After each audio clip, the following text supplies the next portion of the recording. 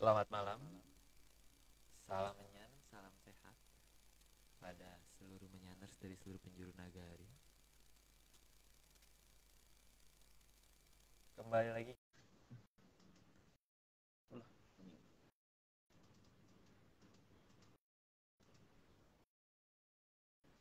Mas Agung kayak sudah bergabung. Halo, Halo Aryo, udah halo. masuk. Tak, tak kirain masih nge-charger. Udah selesai ya? Uh, Cukup sih kayaknya, harusnya cukup. Nanti di tengah-tengah aja, Oh ambilnya iya. aja di tengah-tengah aja. Oh Oke, iya Aryo, ini kan ada yang nanya ke aku nih tentang buku Tambir. Kan di akhir bulan Februari ini ada buku Tambir. Oh ini Sasi Palguno itu. Ya enggak toh ya, karena di bulan ini itu kan bulannya Bathara Kamajaya sama Bathari Ratih kan.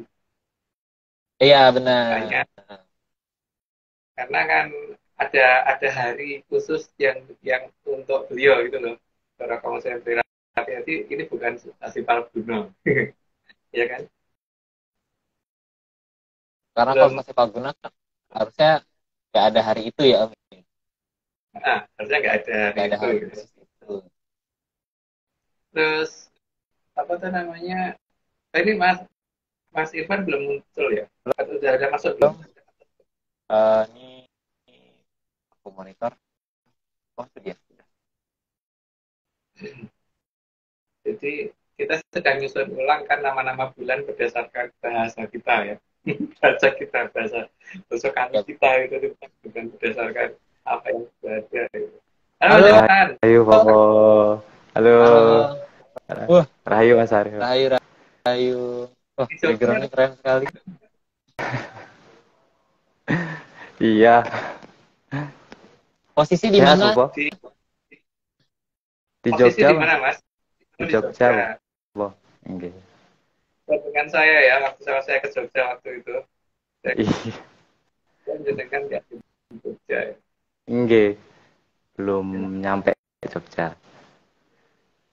Oh, ya Aryo, ini mumpung belum dimulai, aku ada disclaimer yang tak dengar dulu ya, bahwa saat ini Atlantis Film Center tidak bekerja sama dengan Akon, Akon ya, Akon, yang bernama Nogo Tapa Angin atas nama timnya tadi, karena ada ritual tidak pantas, yaitu ritual siraman yang dilakukan oleh Riri tadi yang seharusnya kita tidak pernah melakukan ritual seperti itu ya. Jadi mungkin aku ulang sekali lagi. Jadi kita sudah tidak bekerja sama lagi dengan atas nama Mihar tadi atau Ya. kegiatannya. Jadi, Suaranya uh, hilang, Aryo. Suaranya hilang. jadi jadi kita sudah tidak bekerja sama lagi. Ya, Hari ya. uh, hari ini itu lucu karena nampaknya kemarin yang nambahnya 6, pas hari ini nambah 7. Satu lagi. Jadi ada 7. Jadi uh, jadi pokoknya alarm. Jadi di sabar-sabar aja karena akan banyak disclaimer ya hari ini kayaknya. Kayaknya Iya. sekali ini 2, 2, 3 gitu. Oh ya, Aryo, sekali lagi tidak diulang tadi itu bahwa Saksi Palguna bukan bulan ini ya. Iya. Walaupun ada hampir, tapi bukan bulan ini. Gitu. Karena bulan ini bulannya Bathara Kamajaya sama Bathari Ratih. Nah, namanya bulan apa? Itu lah, itu lah. Bulan apa, ayo. Bulan apa? Ayo lo. Bulan apa? Ya pokoknya ini sih Om. Ya bangunkan aku setelah Agustus. Karena gini, Aryo. Penomoran angkanya juga beda ya. Karena kan kalau kita berpatokan bahwa dimulai apa-apa itu dari Sang Hyang Besti, jadi angka 1 itu harusnya ketika pas bulan paling besar kan. Ya kan? Bukan Iya. bulan ada, bukan bulan nggak ada. Angka 1 dari bulan paling besar. Itu Nah, baru ketika Sang Hyang harusnya. Bestinya. Itu ya. Nah, makin ke sana kan berarti makin berkurang gitu. Oke. Mungkin gitu ya. Jadi kita punya kalender sendiri dan belum kita share, belum bisa kita share karena belum apa ya, karena belum pengen share gitu. Oke, kalau gitu Mas Ya. Irfan sudah siap minum ya Mas? Hidup. Dimulai Mas Siap. Irfan. Oke, mantap. Oke, kalau gitu kita Oke. langsung mulai aja. Oke, monggo. Pambukaning gedhong kencana, murcaning Sang Hyang Kawitan. Slide pertama, hilangnya suatu yang dianggap penting biasanya bukan karena yang dicari menghilang atau pergi, tapi karena yang mencari justru yang menyembunyikan. Jadi kadang-kadang kan membingungkan ya kondisi itu. Jadi mencari sesuatu tapi yang jelas-jelas dicari itu harusnya itu terlihat tapi kemudian justru itu dianggap enggak gitu loh. Karena ya contohnya sesuatu yang dicari dapat dijadikan penilaian terburuk misalkan gitu kayak ulangan dapat nol itu kan pasti paling buruk gitu. Padahal lambangnya sang yang manon atau sang yang ultimati atau sang yang beberapa itu apa gitu. Tanya itu mungkin ada yang tahu kan aku lanjut mas. Slide kedua, penyembunyian bisa karena dilakukan secara tidak sadar, karena alam bawah sadar menyatakan salah dan harus dihilangkan. Ya itu tadi ketika ketika sesuatu hal yang kelihatan besar itu terlihat tapi kalau kalau mata kita menutup itu sendiri ya berarti nggak kelihatan. Jadi sesuatu hal yang apa yang betul dianggap salah ya ya udah gimana sih kalau kita mendefinisikan secara di otak kita mendefinisikan itu salah ya berarti kita nggak akan mencari itu sama lanjut mas. Slide ketiga, selain karena tidak sadar, kelewat tingginya logika justru menutupi pandangan manusia atas Sang Hyang Kawitan. Sebenarnya bukan terlalu tingginya logika ya terlalu menanggungnya logika sih kalau terlalu tinggi harusnya malah kelihatan tapi kalau nanggung memang nggak kelihatan ya gimana ya kalau misalkan uh, membayangkan sesuatu yang misalkan level 100 tapi kita membayangkannya pakai angka sampai level 7 ya akan susah karena memang 7 itu bukan angka tertinggi gitu kan lanjut mas. Slide keempat, kebiasaan rumangsa bisa tapi ora bisa ngrumangsani juga akan menjadikan penutup utama keberadaan Sang Hyang Kawitan. Karena terus kemudian merubah pola dan tata cara karena dia kan merasa bisa kalau merasa bisa itu kan berarti merasa punya aturan sendiri gitu punya cara sendiri padahal cara itu cuma satu dan bukan diganti-ganti dengan yang lain gitu makanya kan kalau patokannya misalkan misalnya yang kawitan katanya nggak boleh makan gitu atau apa ya nggak boleh minum atau nggak boleh makan kan kita bisa melihat kenapa di negara-negara yang masyarakatnya sampai kurus tinggal tulang belulang doang itu kan mereka jelas-jelas orang-orang yang kurang makan mereka nggak ketemu loh sama sang yang kawitan kalau misalkan nggak boleh tidur gitu seperti dikatakan nggak boleh tidur juga nggak juga di daerah tempat peperangan itu pasti orangnya akan susah tidur kan karena sebenarnya bom jatuh atau apa gitu itu juga di sana tidak ketemu sama sang yang kawitan kalau dikatakan harus kungkum atau gimana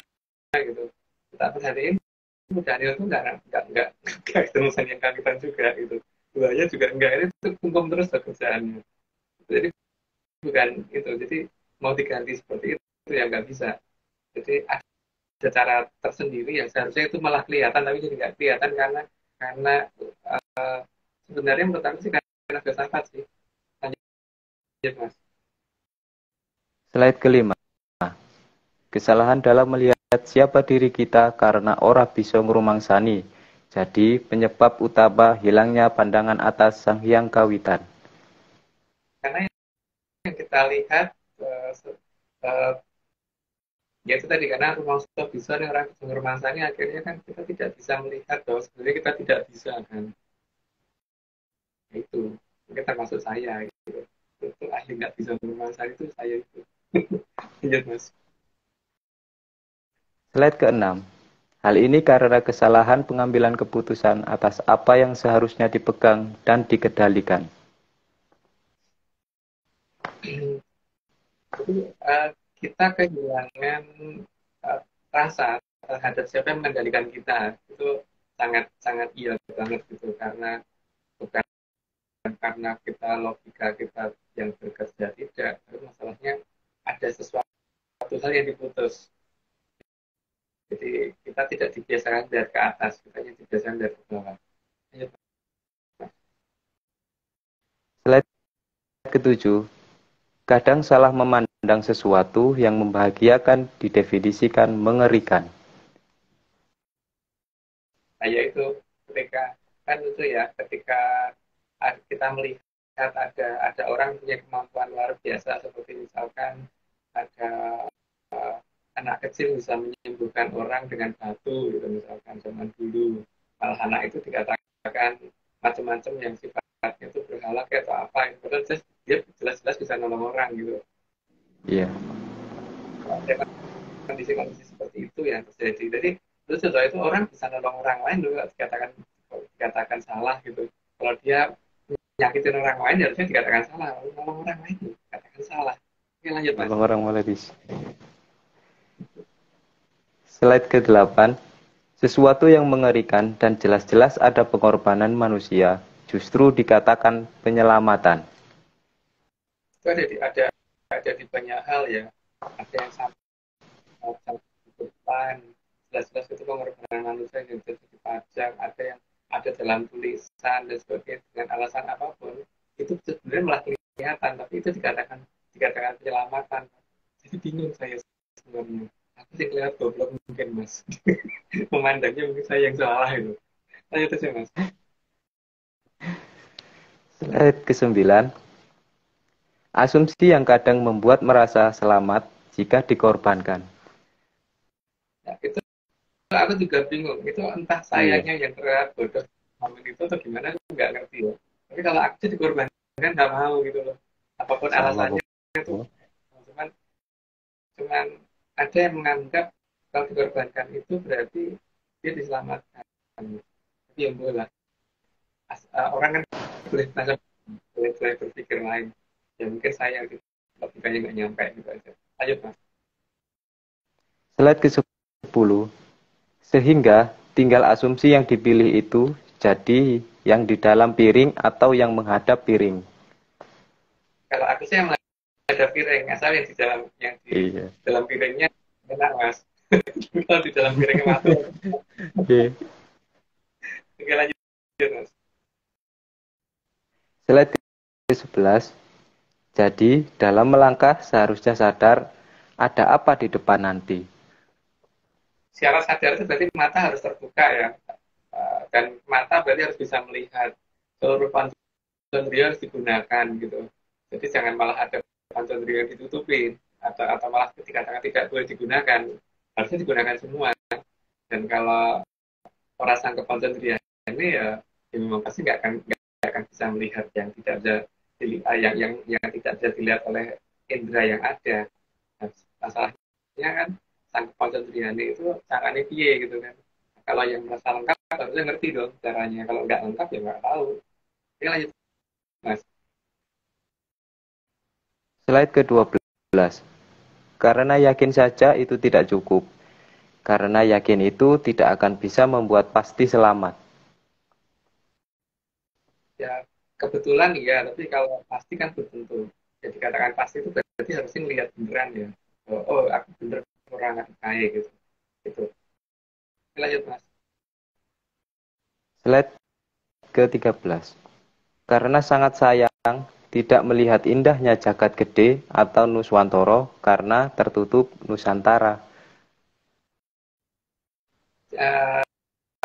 Dikatakan bisa melihat Jagat Gede itu kalau, atau bisa melihat Nusantara itu kalau ya benda-benda yang jauh itu kita melihatnya di waktu yang bersamaan ya, bukan melihat masa lalunya. Kalau kita melihat masa lalunya berarti belum Nusantara, belum bisa melihat Jagat Gede. Nah, cara melihat Jagat Gede di waktu yang bersamaan, di jarak yang berjalan itu gimana lah, itu mungkin Aryo yang tahu. Lanjut Mas.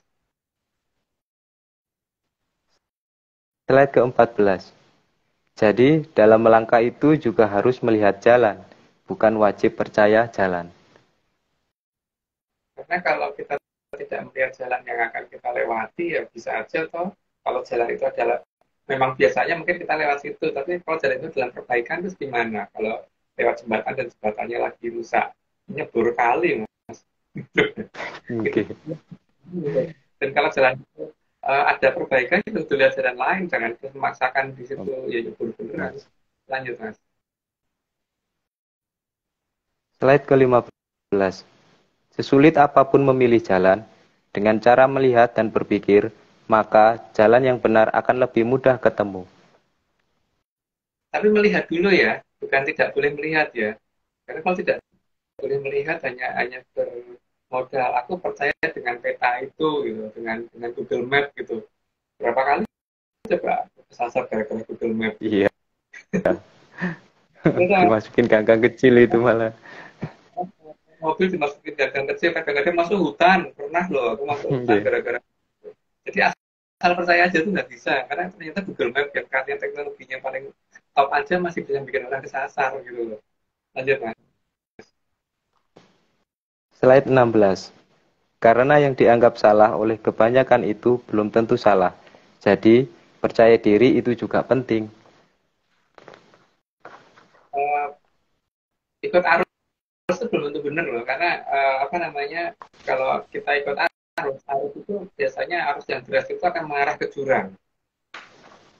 Kalau arusnya nggak kencang itu Ya. nggak akan mengarah ke jurang. Arusnya kencang itu biasanya kalau nggak banyak batu-batunya juga akan mengarah ke jurang. Jadi uh, mending tidak ngikutin arus. Karena ngikutin arus itu bahaya malahan. Aku belum pernah menemukan arus yang kencang terus itu mengarahnya ke tempat yang aman gitu.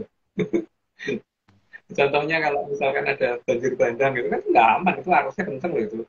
Iya, kenceng. Yang justru yang arusnya nggak kenceng itu yang aman gitu kan. Jadi malah kalau bisa tidak sesuai arus. Lanjut, Mas. Slide 17. Logika harus digunakan mana yang bersifat buto dan mana yang bukan buto. Itu bisa kelihatan dari model ancamannya ya. Yang butuh yang mesti senengnya ngancam lah. Senengnya namanya juga memedi kan. Memedi Ini. itu bukan nakut-nakuti. Kan akan kelihatan mana memedi dan bukan memedi, kelihatan dari apa yang ditujukan ke kita gitu.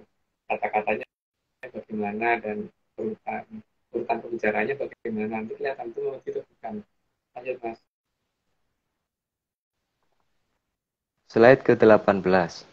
Karena Bathara jelek yang merupakan buto terganas, pasti nggak akan mau kehilangan mangsa. Ya, makanya supaya dia tidak kehilangan mangsa harus membatasi mangsanya dengan cara diancam kan. Kalau nggak diancam ya kabur semua. Lanjut, Mas. Slide 19. Bathara jelek tidak akan mau kalau mangsanya menjauh. Maka segala bentuk ancaman akan dilakukan. Karena memang Bathara jelek hanya bisa mengancam. Karena dia tujuannya kan akan memangsa ya. Kalau memang tujuannya terakhir yang memangsa, apalagi yang bisa dilakukan gitu. Yang penting mangsanya harus terbatas gerakannya dan jangan, kalau perlu jangan sampai melihat siapa dia gitu. Lanjut, Mas. Slide 20. Maka perlindungan dari Sang Hyang Kawitan sangat diperlukan agar Bathara jelek tidak mampu menjangkau kehidupan yang seharusnya hamemayu hayuning bawono. Karena beda tujuan ya. Kalau tujuan dari Sang Yang Berbesi kan memayu hayuning bawono, artinya memperindah alam yang makin ya, sudah indah supaya makin indah gitu. Kalau pada jelek kan memayu perutnya dia gitu. Maksudnya mangsa gitu kan. Lanjut, Mas. Slide ke-21. Jadi, Sang Hyang Kawitan bukan yang memangsa dan bukan yang menakut-nakuti, tapi justru yang melindungi. Karena Gusti artinya seperti itu ya. Kalau selain Gusti aku nggak tahu. Kalau Gusti artinya gitu. Gusti kan memang pelindung, bukan bukan yang sedikit-sedikit menghukum. Lanjut, Mas. Slide ke-22. Di sini juga terlihat bahwa Sang Hyang Kawitan itu bukan Bathara jelek yang akan memangsa. Karena memang Sang Hyang Kawitan segala-galanya sudah punya, jadi ngapain harus untuk mangsa itu juga enggak gitu kan. Tujuan beliau mengadakan alam raya supaya alam raya itu menjadi lebih indah, bukan kemudian dia rusak sendiri. Dalam mandologiri harusnya seperti itu.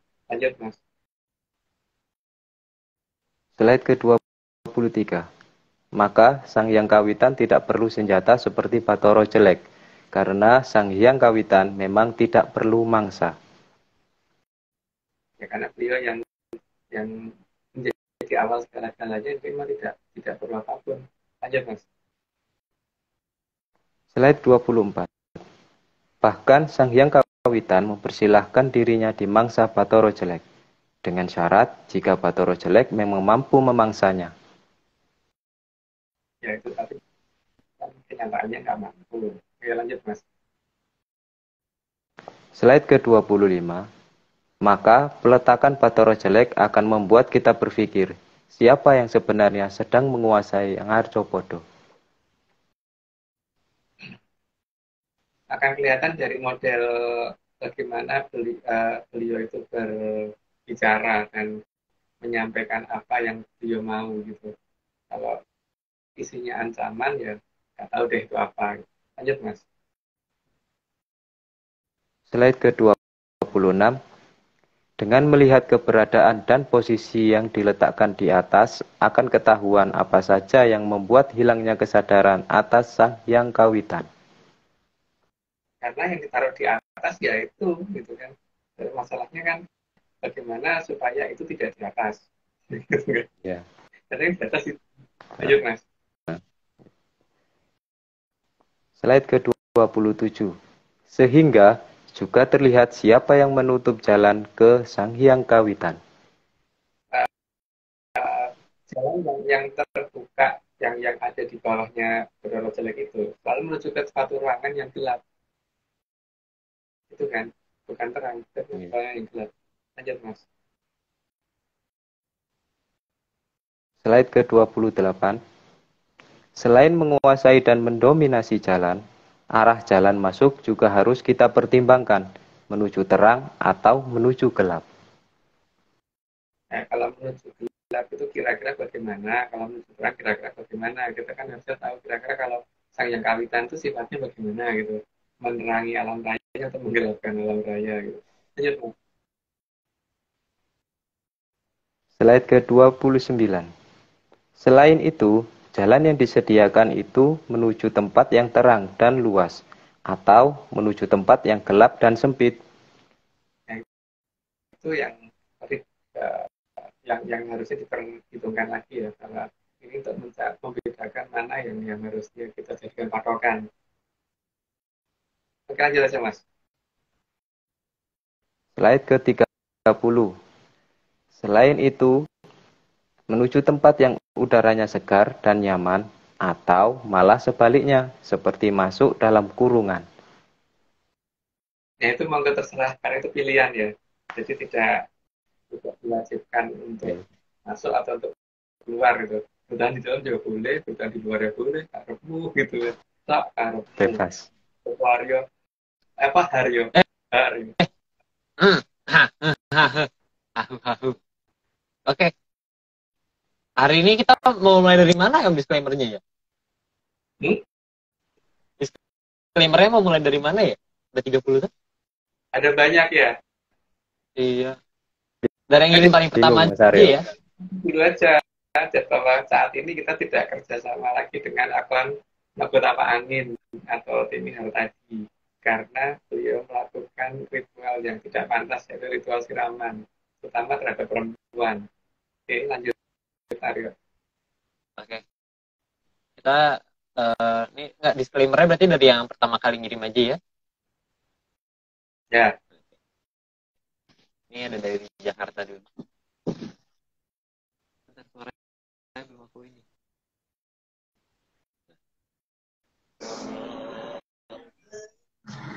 Semua ini hanya dongeng. Kalau nggak percaya, ya nggak apa-apa. Tapi kalau mau percaya, ya jangan.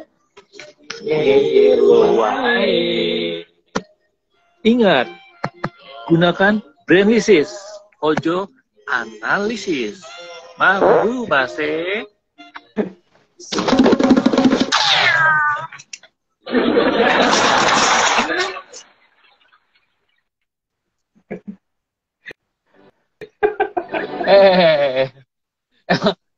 Menyalus tuh kreatif Om. Jadi mau minggu ini tuh banyak yang mengejutkan, banyak yang mengejutkan.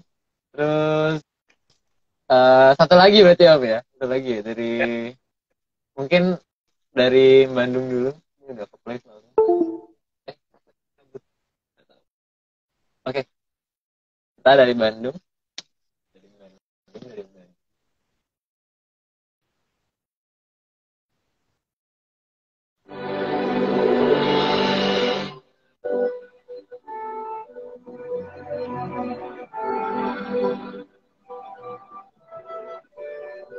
Ingat, ini semua cuma dongeng. Kalau nggak percaya, ya nggak apa-apa.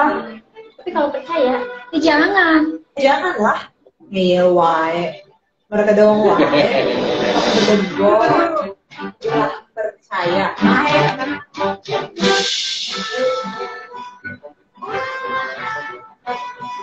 Pakai brainlisis. Gunakan analisis ya.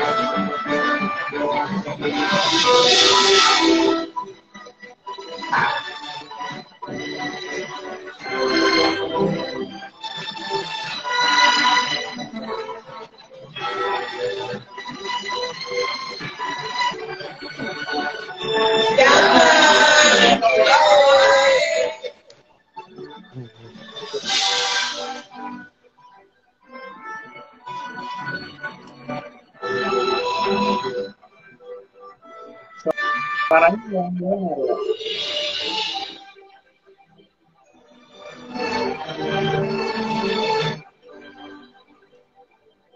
Aryo, halo Aryo. Ya, gimana?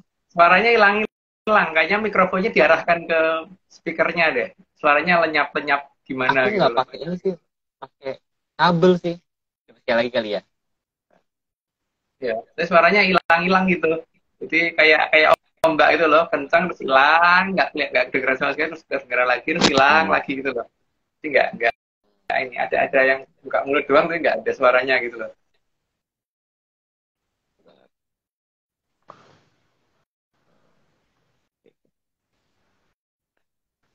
Coba lagi ya. Oke. Jadi ingat hidup di negara Konoha. Apa nih? Oh, menyanat kenapa? Kenapa di Konoha menyanat? Kenapa Mas? Siapa? Mas Ian. Oke, sekali lagi dari Bandung.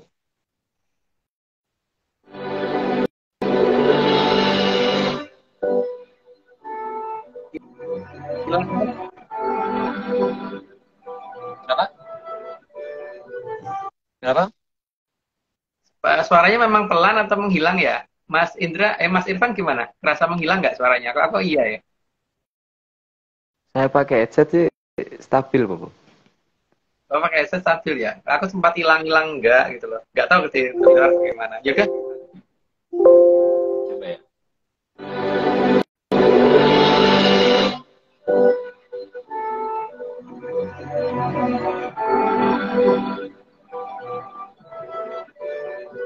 Ingat, ini semua cuma dongeng. Kalau nggak percaya, ya nggak apa-apa. Tapi kalau percaya, ya jangan. Janganlah. Ngeyel wae. Mereka doang wae. Betul. Percaya.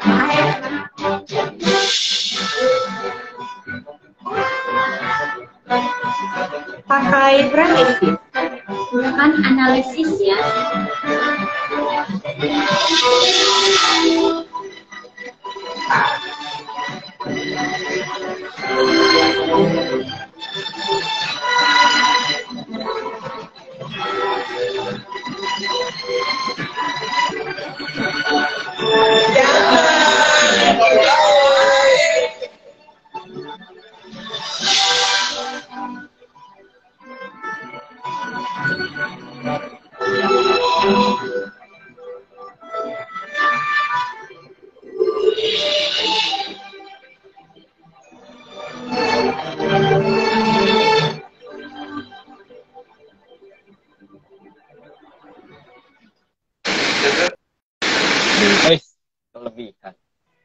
Nggak boleh spoiler. Suaranya dengaran Aryo hilang-hilang gitu loh. Oh Jadi iya? aku mayoritas nggak denger sama sekali. Ya. Tapi nggak tahu kalau yang lain ya. Kalau aku eh, hampir mayoritas suaranya nggak ada di tempatku. Tapi itu ada juga ada yang ngomong apa distract gitu suaranya katanya putus-putus gitu. Tapi kalau aku total ya malahan. Mas Irfan Cuman gimana, kabar Mas? Ya sedikit putus-putus itu sih musiknya. Kenapa ya? ya udah dan itu nanti disclaimer-nya bisa dilihat di YouTube gitu aja Rio. Iya. Kalau Iya. memang kendala teknologi ya masalahnya. Kendala teknologi. Ini yang udah di play udah aku jadiin public semua. Tadi masih private. Ini bisa dicari di Google. Nggak di YouTube. Oke. Begitu kita lanjut ya. Oke. Oke. Enggak. Ini dulu Aryo. Pertanyaannya Aryo apa Oh, iya. Kemarin hapus ya. Iya. Itu Om. Aku tuh sebenarnya tuh menghindari Om karena ini pertanyaannya agak mengerikan gitu loh. Ini Om kemarin itu sebenarnya gara-gara aku habis pergi entah kemana aku pergi tiba-tiba apa bedanya sih Om? Maksudnya ada orang yang nulisnya Adi, ada yang nulisnya Hadi. Itu apa Om? Itu tuh gimana gitu loh? Itu ya aku nggak tahu sih ya gimana kalau menurut Om tuh gimana gitu loh. Kan kalau Adi itu kan artinya paling ya, tutor. Jadi dia dikatakan Adi Wijoyo itu juga paling, jadi paling jaya gitu, sangat paling jaya. Kalau Adi Luhung berarti paling baik, paling indah gitu, atau Adi Ningrat berarti kan yang terhebat. Ning itu kan di Arab itu Hawono atau alam raya gitu. Nah kalau hati itu aku bingung sih dalam jelasin nanti, karena nanti pasti ada yang protes itu untuk jelasin hati gitu, karena temanku dia namanya hati. Artinya Iya, paling sih ya, paling juga, tapi beda arti gitu loh, beda arti harusnya, nggak sama, jelas sangat tidak sama. Oh ya nggak, habis itu ya mungkin kita lanjut ya, mungkin kan ada juga mungkin ada beberapa kata-kata lain yang kayaknya juga beda gitu loh, selain kita tadi sama ini sih pertanyaanku tuh di ini apa namanya perahu sama perahu itu beda nggak sih? Kayaknya maksudnya orang tuh banyak yang ini gitu loh. Ya kalau kadang-kadang kan orang ngomong perahu wajahmu gitu, atau tatananmu atau gimana gitu kan. Kadang-kadang ya perahumu gitu, cuman bagian depannya aja gitu kadang-kadang. Tapi mau perahu jelas pasti kapal lah ya. Perahu. Harusnya tapi kan perkembangan bahasa itu berubah ya, menjadi sama saat ini, dari tadinya enggak. Saya tahu gitu. Oke. Ya itu sih karena kemarin diledekin terus gitu loh, jadi emang harus ditanya. Jadi mending ngomongnya Hadi ya, jangan Hadi ya, kasihan nanti. Kasihan si Hadi. Oh, lanjut. Ya, aku nggak tahu kenapa kalau di Haskell tuh takut dikatain Hadi. Oke, lanjut. Oke, mungkin lanjut 31. Oke, lanjut. Slide 31. Meskipun menuju tempat yang terang sekalipun, tapi pasti akan menjadi terbatas, maka harus eling lan waspodo. Harus sangat ini ya, apa namanya, kita tuh perhatikan dengan benar bahwa yang kita masukin itu betul salah gitu. Jadi harus bisa membedakan benar bahwa ini benar atau keliru gitu. Kalau benar ya skor, nih. Ini salah ya jangan terus kayak gitu rasanya. Oke, lanjut Mas. Slide 32. Maka harus bisa memilih gerbang mana yang harus dilewati. Yang jelas, yang tidak ada suara jeleknya seharusnya. Lanjut Mas. Slide 33. Leluhur sangat tahu akan adanya zaman Kolobendu.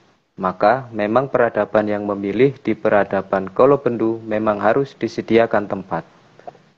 Tapi terbatasi, tapi karena pembatasan di tempat yang sangat luas, maka mungkin merasa terbatasi. Lanjut, Mas. 34. Leluhur sangat paham kalau ada dalam tudung saji itu untuk dimangsa.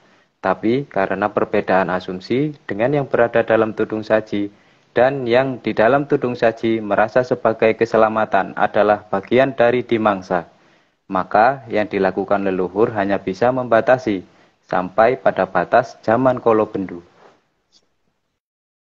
Ya, yang ada dalam tudung saji memang pasti biasanya gitu kan. Kalau sudah basi dibuang, tapi kalau masih anget ya dimakan gitu kan. Tergantung kita ini sekarang merasa ada di mana gitu. Lanjut, Mas. Slide 35. Jadi, tim Pemalayu tidak akan membuka tudung saji selama yang berada di dalam tudung saji merasa bangga sebagai mangsa. Tapi masalahnya kan merasa tidak dimangsa juga itu kan. Jadi merasa tidak dijadikan mangsa dan merasa di situ merasa aman gitu dalam tudung saji. Tapi itu kan ada batas waktunya. Karena tutup dibuka, diambil satu, tutup lagi gitu kan. Kadang-kadang gitu kan. Lanjut, Mas. Slide 36. Karena yang berada dalam tudung saji hanya akan berakhir sebagai mangsa atau masuk tempat sampah. Jadi tidak akan masuk ke tempat yang indah ya. Hanya dua kemungkinan, perut atau tempat sampah. Lanjut, Mas. Slide 37. Karena yang ada dalam tudung saji tidak akan mendapat pencerahan dari Sang Hyang Kawitan. Karena Sang Hyang Kawitan itu inginnya semua ha mewayu hayuning bawono, bukan ha mewayu hayuning drubikso. Dan karena tutupan satu tutup sesaji tadi, dikatakan tudung saji tadi ya, berarti memang ya tidak bisa kontak dengan dunia luar. Lanjut, Mas. Slide 38. Maka bagi yang ha mewayu hayuning bawo, saya ulangi, Bapak. Slide ke-38. Maka bagi yang ha memayu hayuning drubikso jelas akan menjadi sangat jauh dari Sang Hyang Kawitan. Karena Sang Hyang Kawitan tidak memerlukan mangsa sama sekali. Juga tidak pernah sama sekali. Lanjut, Mas. Slide 39. Berbeda dengan Bathara Jelek yang sangat butuh mangsa, maka Bathara Jelek akan menggunakan segala cara agar mangsanya bertambah. Ini saya ulang berkali-kali, mudah-mudahan paham. Tapi sayangnya justru yang nggak paham. Ya, lanjut. Slide ke-40. Maka aturan memedi atau menakut-nakuti digunakan oleh Bathara Jelek untuk membatasi mangsanya agar setia untuk dimangsa. Kalau aku sih megah, tapi kalau Arya mungkin mau ya. Oh enggak. Beneran nggak mau, Mas. Slide ke-41. Maka Bathara Jelek tidak akan mau mangsanya pintar yang bisa berakibat tidak mau dimangsa. Maka mangsanya tidak boleh sadar akan dimangsa atau kalau sadar akan bangga jika dimangsa. Ya, tergantung. Tapi kan masalah itu pilihan ya. Mau bangga seperti apa ya nggak apa-apa. Itu haknya masing-masing. Lanjut. Slide 42. Maka boleh berpikir asal jangan memikirkan siapa Bathara Jelek. Karena kalau tahu siapa dia ya akan minggir dengan sendirinya. Maka tidak boleh melihat. Lanjut, Mas. Slide ke-43. Maka perkembangan logika terutama yang dikembangkan secara pesat di tanah Murub akan diarahkan untuk benda yang bisa membunuh. Jadi kebanggaan di sana adalah kalau bisa membuat peralatan yang bisa dipakai untuk bunuh orang, dan makin banyak yang bisa dibunuh berarti dia makin bangga dengan peralatannya dia. Lanjut, Mas. Slide ke-44.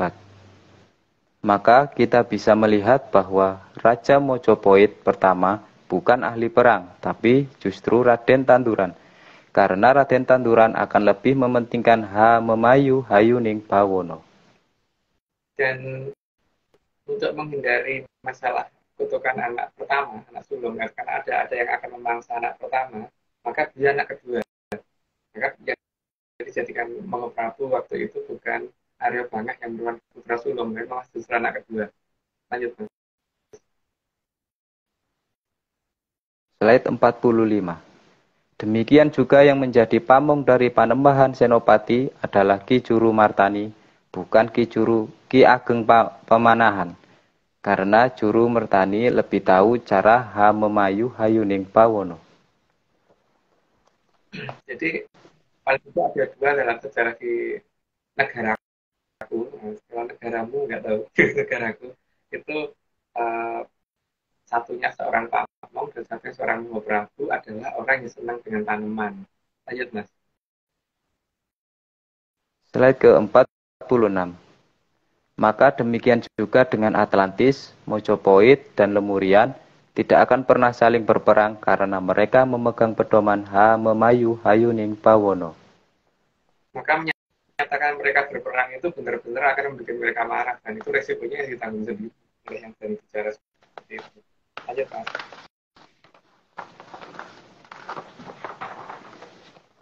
Slide ke-47. Maka di dekat Mojopahit ada lambang kemakmuran berupa taman buah yang cukup luas. Meskipun sebenarnya sangat luas, tapi tidak seluas aslinya saja, sudah terlihat luas. Itu ada di timurnya Mojopahit ya. Jadi bukan tepat di Mojopahitnya, tapi paling tidak nggak jauh. Gitu. Lanjut, Mas. Slide 48. Jadi lambangnya jelas, bukan sesuatu yang bisa mengakibatkan kematian. Ya, setahuku nggak ada loh orang mati karena makan nanas, makan pisang. Gitu. Kecuali ini ditimpuk pakai ini, Om. Ditimpuk aja mungkin belum tentu loh. Ditimpuk satu truk. Tapi nggak ditimpuk, masih diberti loh satu truk. Kalau ditimpuk itu berarti ngangkat lempar gitu. Kan? Ya, yang lempar buto. Tangannya yang buto. lempar buto. Gue banyak gitu. Oke. Itu bisa lanjut. Kan? Karena lambang yang bisa membuat orang untuk bertahan hidup itu berarti kan nggak jauh dari Mojopahit. Iya, tapi maksudnya kalau itu semua digunakan secara dengan apa gunanya gitu, digunakan sesuai tugasnya ya pasti itu ini ya bukan membunuh gitu loh. Iya, ya seperti nanas itu digunakan untuk rujaan atau untuk bikin sambal. Sambal nanas kan juga enak ya untuk masak atau durian juga bukan dilempar-lempar kan gitu kan maksudnya kan gitu. Matanya orang gitu kan.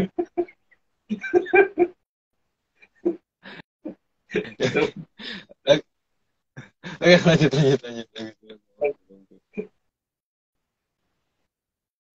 Slide 49. Maka tanah para Drubiksa dan Sukerto akan terlihat dari lambang apa yang mereka gunakan. Ya, minimal ada dalam lambang bajak laut gitu kan. Tapi itu juga sih kalau ada tengkoraknya itu bukan buah-buahan gitu atau bukan telur, bukan sayuran atau apa gitu ya seperti itu. Lanjut, Mas. Slide 50. Karena Drubiksa butuh mangsa Sukerto dan Sukerto bangga di mangsa Drubiksa, maka ada simbiosis yang seolah-olah mutualisme yang aneh. Tapi bagi leluhur hal itu adalah simbiosis parasitisme. Itu semua masalah definisi. Kalau definisi seperti itu dianggap mutualisme ya nggak apa-apa. Tapi kalau akan menganggap parasitisme ya monggo. Lanjut, Mas. Slide 51. Maka lambangnya juga mirip Sukerto tersenyum meskipun tertusuk dari dua sisi. Kalau punya lambang kayak gitu. Lanjut, Mas. Slide 52. Tidak ada lambang dengan bentuk Soekerto nangis. Ya, walaupun dia tertusuk atau gimana, tersiksa dan sebagainya, tapi yang ada selalu tersenyum. Itu aneh kalau bentuk seperti itu kalau dia tersenyum. Tapi nggak ada yang nangis. Gitu. Lanjut, Mas. Slide 53. Juga tidak ada lambang Soekerto ketakutan, karena yang ada justru bangga dimangsa. Ya, itu aneh. Iya. Bola, gimana? Coba lanjut aja, Mas. Slide 54. Karena ada kesalahan pola dasar logika akan kemanusiaan, maka leluhur juga tidak mau dianggap sebagai yang mengajarkan hal tersebut. Karena memang tidak ada ajaran seperti itu ya. Ya leluhur kita kan Hamayu Hayuning Bawono gitu, bukan seperti itu Hamayu Hayuning Bawono bagi leluhur kita. Tapi ya nggak tahu kalau bagi yang lain kayak itu dikatakan Hamayu Hayuning Bawono, ya nggak tahu. Tapi karena perbedaan persepsi seperti itu ya memang berarti tidak mungkin disatukan karena ada perbedaan asumsi yang sangat tegas di situ. Lanjut, Mas. Slide 55. Maka tim Pamalayu harus membuat bukti agar para Soekerto tidak mengklaim dirinya sebagai manusia. Ini nanti harusnya bisa dicek bahwa ada hasil karya seni dari tim Pamalayu. Lanjut, Mas. Slide ke-56. Maka tim Pamalayu membuat semua jejak agar jangan sampai Soekerto menganggap leluhur adalah leluhurnya. Jadi ada yang dibuat ya, jadi itu sebenarnya sintetis buatan, cuman masalahnya kan ketika orang nggak ngerti cara membedakan itu sintetis dan tidak, lah nanti ada caranya. Lanjut, Mas.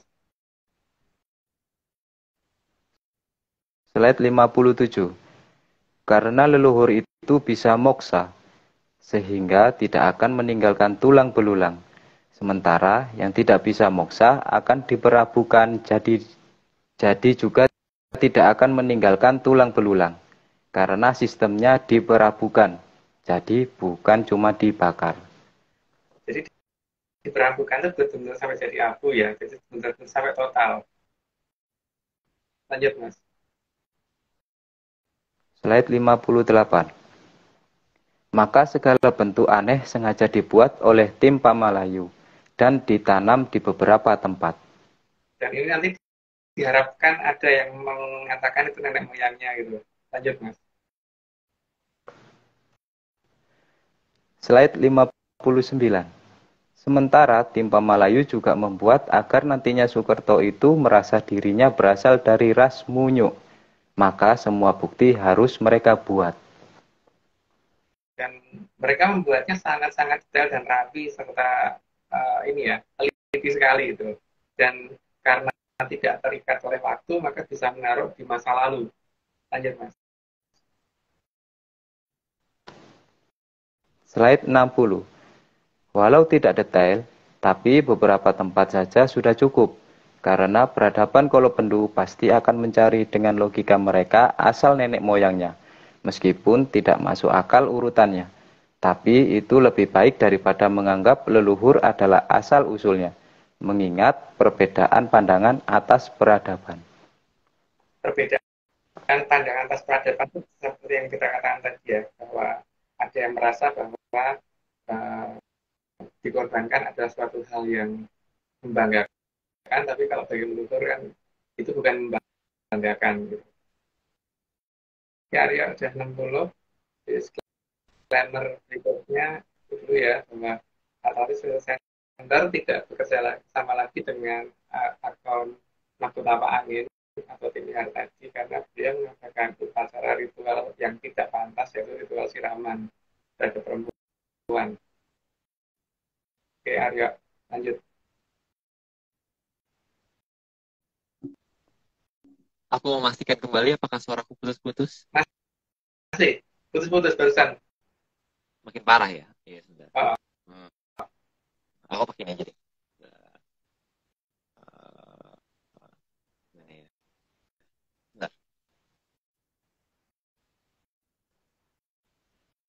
Kok hilang? Tempat yang gelap.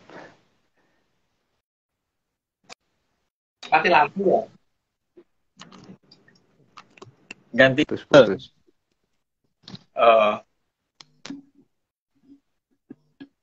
Masih putus-putus nggak ya?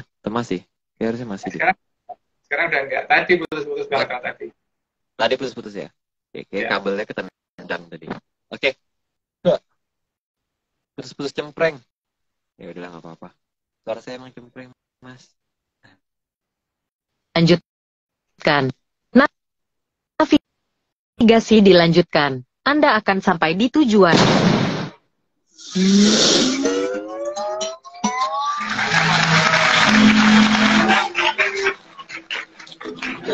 Guys. Semua ini hanya dongeng. Kalau nggak percaya, nggak apa-apa. Tapi kalau mau percaya, ya jangan.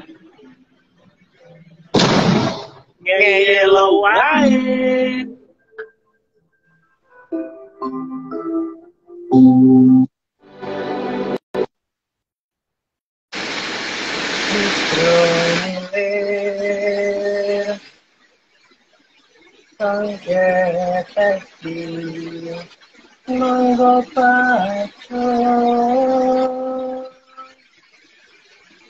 Kawan dosa sang jaken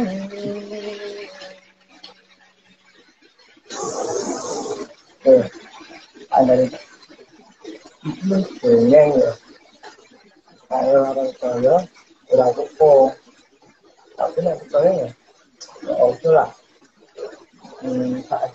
ampun ingat semua ingkung tanah piting tanah jadi sang ketek lambahnya halo. Oke. Tadi kayak di dekat air terjun kayak. Suaranya Suaranya susah didengar pas iya, ngomong. agak susah. Iya. Aku sudah berusaha menyelamatkan. Tadi ya, iya sih emang banyak katanya kendalanya emang di mungkin di suara nih. Kalau biasanya kan kita pakai 2 HP gitu kan atau pakai mic gitu. Itu sih. Kendalanya juga di situ sih itu paling. Aku lupa ya, aku pengen nanya apa ya? Enggak. Tadi aku pengen nanya sesuatu. Berhubungan sama tadi ya, pertanyaan terakhir yang perahu dan perahu. Itu yang bener tuh berarti gimana? Maksudnya apakah yang bener filmnya perahu gabus atau filmnya perahu gabus? Pakai H. Aryo. Pakai H. Aryo. Aryo. Perahu gabus. H. Aryo. Terus maksudnya gimana Om itu berarti? Kalau emang bedanya apa gitu loh perahu dan perahu? Artinya jadi apa gitu maksudnya? Ya kalau perahu kan arahnya ke tatanan yang kelihatan ya, di pakaian dan sebagainya gitu ya. Tapi aku pengen ngomong perahunya aja. Karena kan gabus itu adalah benda yang bisa mengapung di permukaan permukaan air gitu kan. Tapi Aryo, ketika akan ada susang bono balik, berarti kan ada gas yang akan keluar dari bawah tanah, dan itu kan mempengaruhi perairan yang ada di bawahnya Sastrowulan. Nah, sehingga akan membuat suatu reaksi dan biasanya airnya menjadi bau banget ya, bau. Sehingga ada reaksi kimia yang terjadi. Maka ketika gabus ada di permukaan, ketika air itu sudah bercampur dengan larutan tadi, maka akan membuat gabus tadi larut dan kemudian tenggelam di bawah. Gitu. Jadi kalau gabus benar-benar besok kalau gabus itu ditaruh di sungai, tiba-tiba gabusnya tenggelam gitu Mario. Iya, makanya nggak ada ceritanya dia kenapa nggak ditulis perahu kayu gitu ya. Makanya tidak dikatakan Siloame perahu kayu atau Siloame perahu plastik gitu kan. Yang dikatakan perahu gabus. Ya sekarang gini aja deh, kalau gabus ditaruh di aseton, itu larut terus kemudian tenggelam di bawah kan. Biasanya kalau aku bikin ini lem untuk nempel lubang di atas kalau bocor gitu loh, di aseton sama kalau nggak aseton ya bensin biasanya. Bensin. Lama-lama kan bisa cair larut, terus biasanya nanti dia ada di bawah sih, Siloame perahu gabusenan itu loh, kalau seperti itu. Jadi Tapi kan dua-duanya berarti meskipun Siloame perahu gabus sama Siloame perahu gabus tetap dua-duanya kejadian kayaknya. Ya, yang jelas itu pasti akan dimulai dari kondisi di mana perairan jadi makin bau ya, dan kita kan saat ini ngertinya bahwa gabus itu bisa dilarutkan dengan larutan kayak aseton dan bensin gitu kan. Tapi ini kan ada zat lain itu apa gitu loh. Nah, biasanya kan gabus bisa dijadikan flokulan atau itu apa namanya tuh zat pengendap biasanya itu dalam reaksi sulfonasi atau apa lupa nama reaksinya itu loh. Nah, ketika kandungan di perairan yang ada di daerah Sastromulan itu sudah mulai mengandung seperti itu, ya, berarti akan terjadi sungsang gono balik gitu kan. Kan ada dua tanda-tanda tadi yang jelas yang minggu lalu kita ceritakan kan tentang keberadaan lampu-lampu yang nyala sendiri, karena ada pernyataan dari Rangga Warsito bakal ana cahya tumelung kang kenoti negor yang tidak bisa diputus gitu kan. Jadi tiba-tiba lampu mobil nyala sendiri gitu. Karena ada pernyataan bahwa besok karena srengenge awan-awan lampu sak dalan-dalan gitu kan. Awan-awan loh, lampu sak dalan-dalan. Itu kan sepeda motor yang wajib menyalakan lampu siang hari. Terus sepeda motor kan ada jalan tol, dikatakan lampu sak dalan-dalan. Memang jalan tol bukan jalan, bukan jalan juga. Iya. Berarti belum nanti akan kejadian semua jalan akan menyala terang gitu berarti Om. Ya. Jadi jelas ya bahwa ada dua pertanda utama kan. Yang pertama ketika bakal ono cahya tumelung kang kenoti negor sama Siloame perahu gabus gitu kan Aryo. Iya. Ya, seperti itu. Iya. Ini ada yang nanya.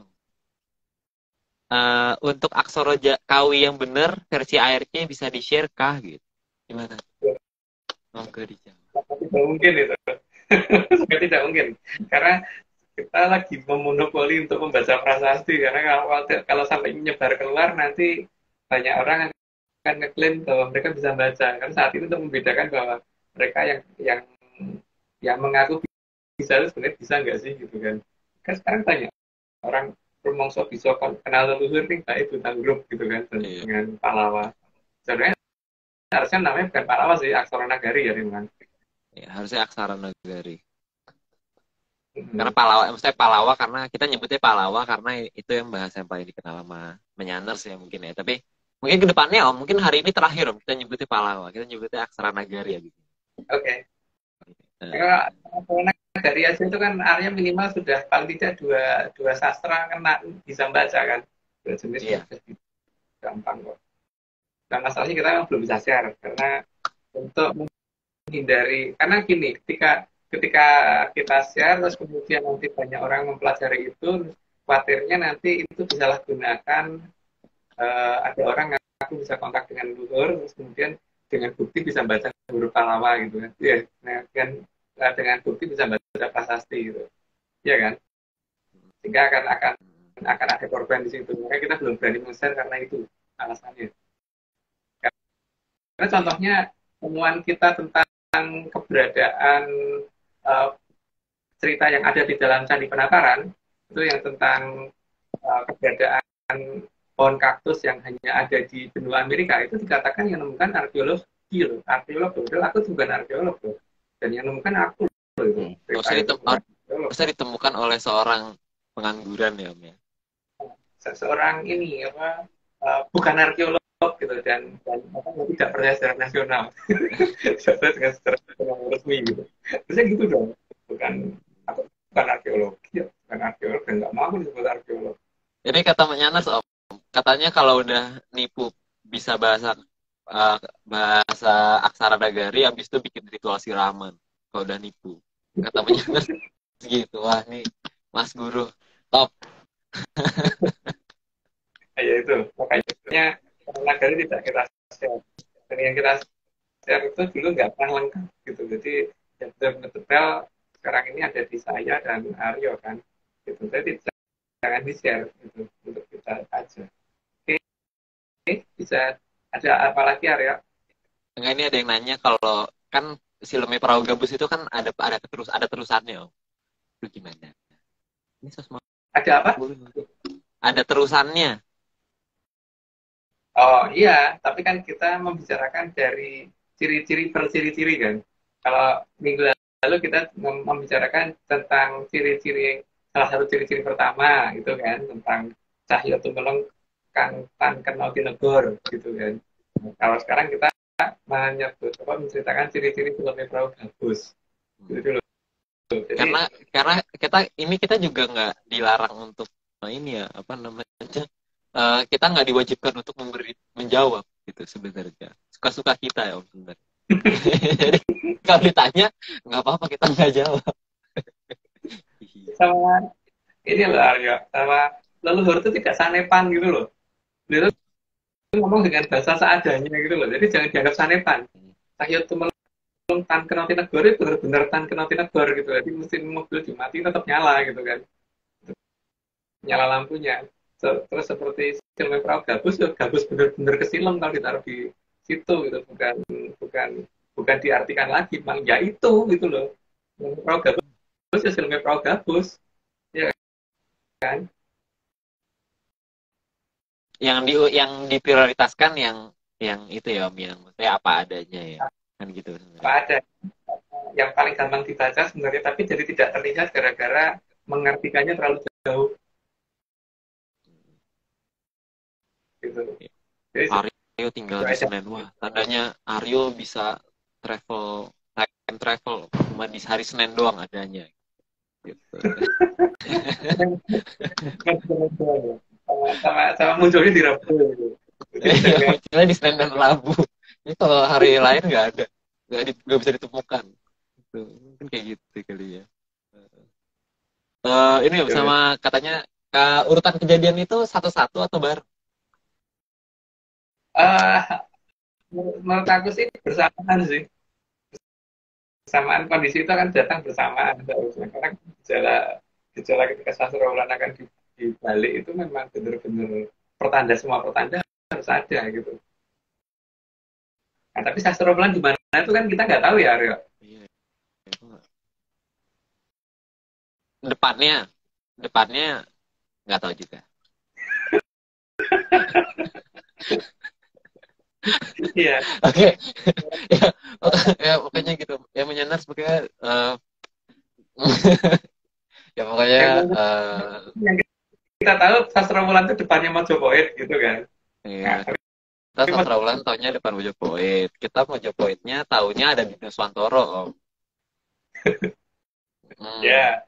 Kalau nggak salah Mojopahit itu, Om. Kalau nggak salah, Om, Mojopahit itu ada di Arcapada. Ya, di Arcapada. Tidak termasuk bagian dari Trilokobono ya. Iya, betul.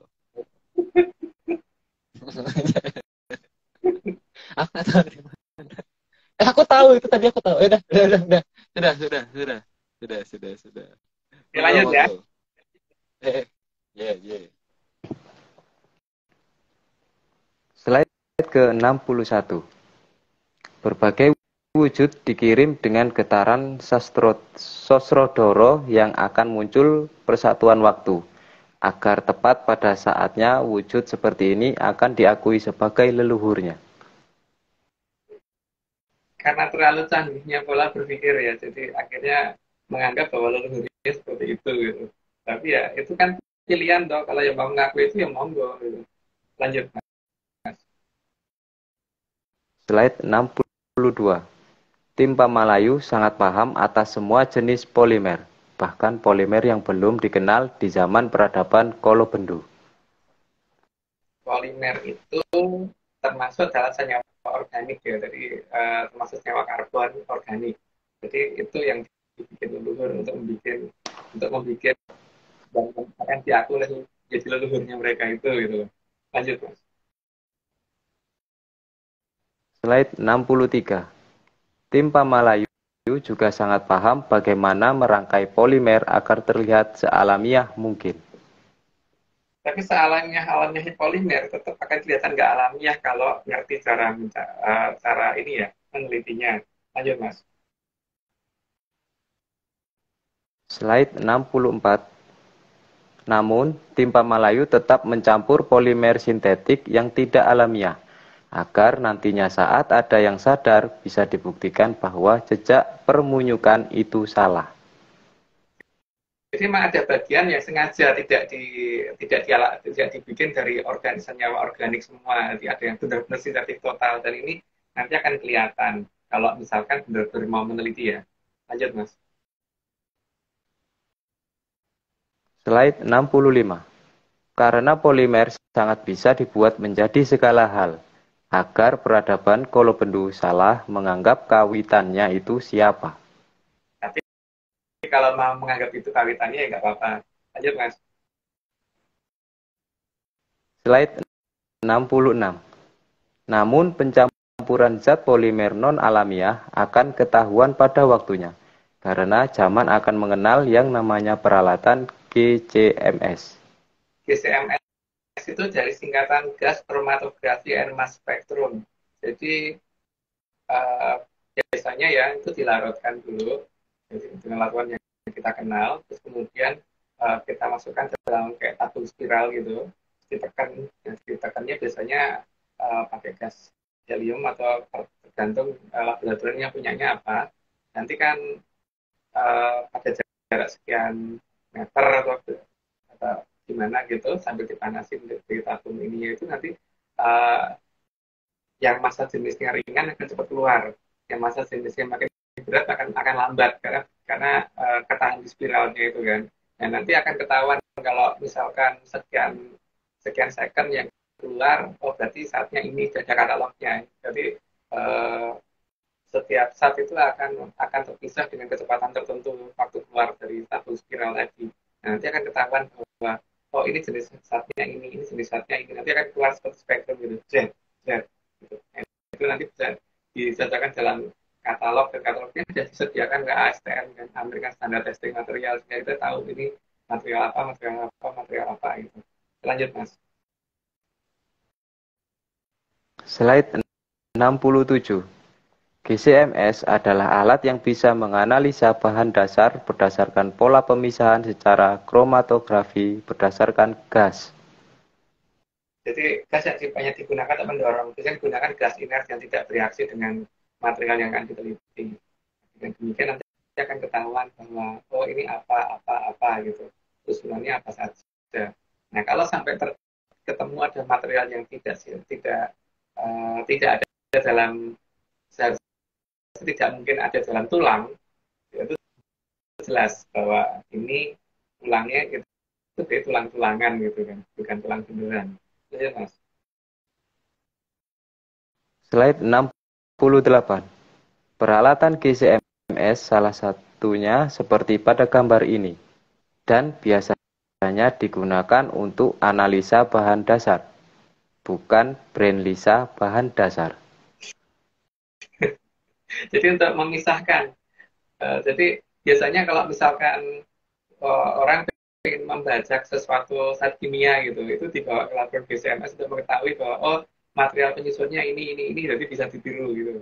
Atau misalkan mau bikin sabun, mau niru sabun ya kita pakai GCMS ketahuan, atau mau niru apa gitu, atau mau niru oli mesin yang dari sana kok bagus banget, sebenarnya larutan isinya apa aja, itu pakai GCMS pasti akan ketahuan sih. Gitu. Lanjut. Slide 69. Data hasil GCMS akan menghasilkan spektrum seperti ini. Dan dari hasil spektrum tadi bisa dibandingkan dengan katalog GCMS yang selalu diperbaharui setiap waktu tertentu. Jadi data GCMS juga ada update. Dari sini akan ketahuan bahwa itu tulang sebenarnya sintetis atau bukan gitu loh. Buatan itu tulang itu asli dari nenek moyangnya atau tulang itu dibuat oleh tim Malayu gitu atau tulang buatan atau tulang-tulangan tadi. Jadi peralatan GCMS bisa dipakai untuk meneliti itu ya bahwa tulang yang ada itu beneran bahwa itu sejak manusia purba atau bukan gitu. Lanjut Mas. Slide 70. Dari data GCMS ini, maka akan bisa dilihat bahwa tulang yang ada di beberapa wilayah itu beneran dari manusia purba atau buatan tim Pamalayu. Coba LDS diteliti sendiri ya. Tapi kalau saya sih pasti akan menganggap bahwa itu pasti bukan dari bukan alami, pasti itu buatan. Ada beberapa dasar, tapi kita ungkapkan di sini dulu bahwa melihat tulangnya aja ketahuan kalau nanti bahwa itu sebenarnya itu pasti sintetik, bukan asli dari makhluk hidup. Nah, tapi kalau dengan GCMS sangat lebih jelas bahwa itu tulang sintetis. Lanjut Mas. Slide 71. Tim Pamalayu akan meninggalkan jejak satu jenis zat yang pasti akan dikenali bahwa itu tulang sintetik bukan tulang alami, meskipun mayoritas dibuat mendekati alami. Mendekati alami pun akan kelihatan dari strukturnya kelihatan enggak banget gitu loh. Tapi ya kalau pernah meneliti ya akan ketahuan ada material khusus kok yang oh ini pasti alami, ini pasti tidak alami kok alami. Ini pasti tidak alami. Ada banget itu. Dan itu tidak mungkin ditemukan di makhluk hidup seharusnya. Lanjut Mas. Slide 72. Bahkan jika pada bagian itu dipisahkan lagi, maka akan jelas terlihat itu tidak alamiah. Karena ada bagian yang mengarah pada zat yang tidak akan mungkin berasal dari tulang. Paling gampang ada zat yang tidak berasal dari kehidupan, gitu ya. Jadi sekarang zamannya teknologi ya. Jadi kalau kita ngomong jangan hanya berdasarkan asumsi, tapi coba diteliti deh. Nanti akan ketahuan bahwa itu Pithecanthropus itu Pithecanthropus tropicum gitu. Gitu lanjut Mas.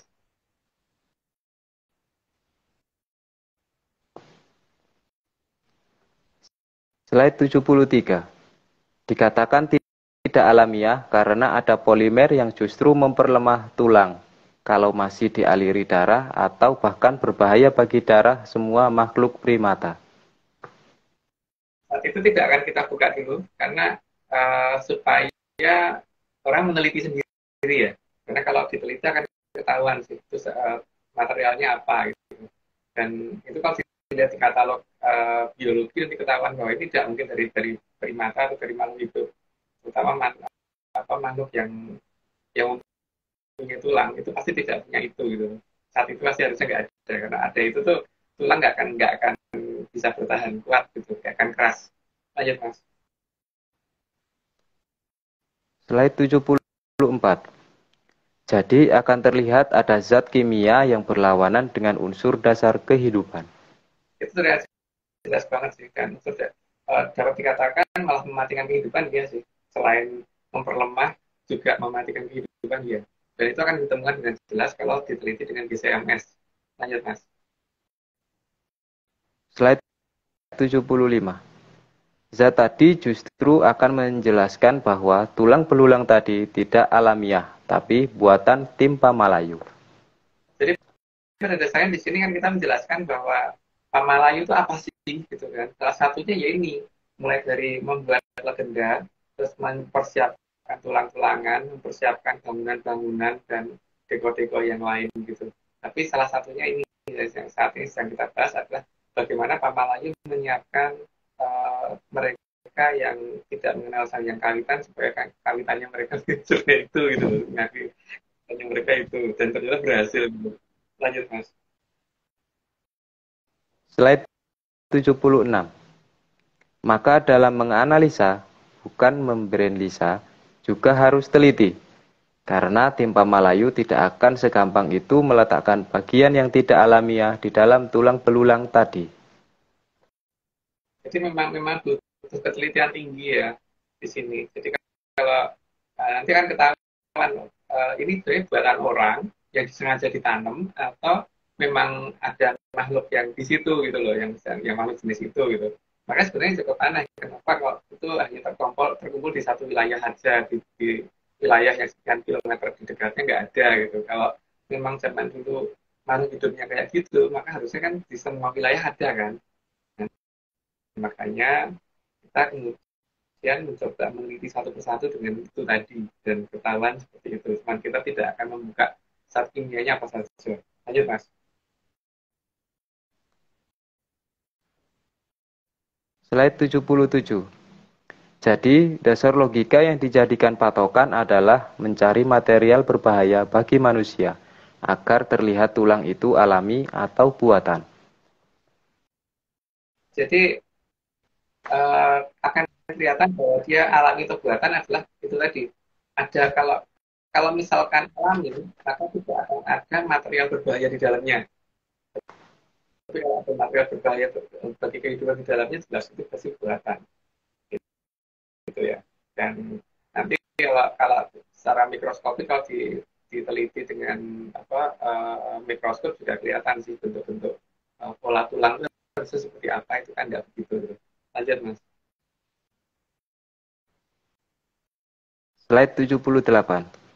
Jadi dalam pengamatan tidak bisa sambil lalu dan asal percaya, tapi benar-benar harus dengan kemampuan yang cukup dalam pengetahuan kimia. Jadi bukan asal percaya ya, melihat oh itu tulangnya Pithecanthropus gitu, oh itu tulangin mbahmu gitu, jangan langsung percaya begitu aja. Lanjut. Slide 79. Dalam metode gas kromatografi, sebaiknya digunakan gas inert. Jadi gas yang digunakan mendorong tidak bereaksi dengan material yang diuji.